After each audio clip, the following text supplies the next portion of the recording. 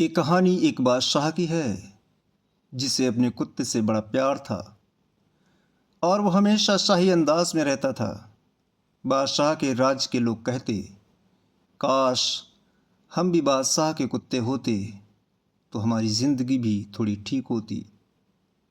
बादशाह अपनी प्रजा पर कम ध्यान देता था, उसका सारा ध्यान अपने कुत्ते पर था। वो अपने कुत्ते से बहुत प्यार करता था।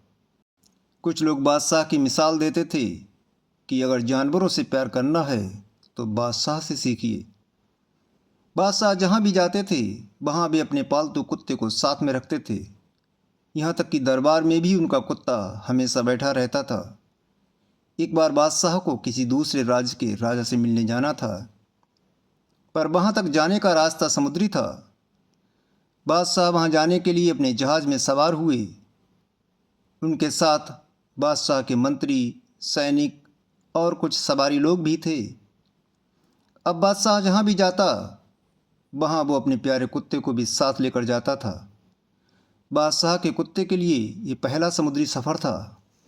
जब वो जहाज़ में बैठा था और जब वो जहाज़ आगे बढ़ना शुरू किया तो जहाज़ के पानी में हलचल की वजह से वो कुत्ता घबराने लगा और वो कुत्ता जहाज़ में इधर से उधर भागने लगा। जहाज़ में बैठे बाकी लोग भी कुत्ते की इस हरकत को देखकर खुद को असहज महसूस करने लग गए। उस कुत्ते के उछल कूद करने की वजह से जहाज़ में बैठे लोगों को चिंता होने लगी कि कहीं जहाज़ पलट ना जाए। हर कोई चाह रहा था कि काश ये बात बादशाह भी समझ लें, लेकिन बादशाह को शुरू शुरू में बड़ा अच्छा लग रहा था क्योंकि उनका कुत्ता बड़े मज़े से जहाज़ में खेल रहा था।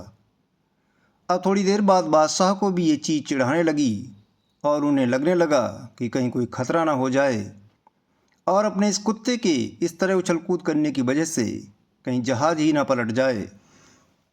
जहाज़ में सफ़र कर रहे लोगों में एक दार्शनिक बैठा था।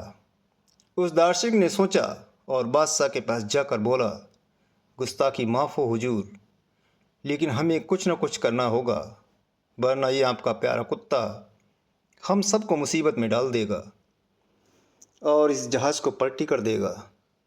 बादशाह ने कहा, ठीक है, आप क्या करना चाहते हैं? आपको जो समझ में आ रहा है आप कर लीजिए, मेरी तरफ से आपको इजाज़त है।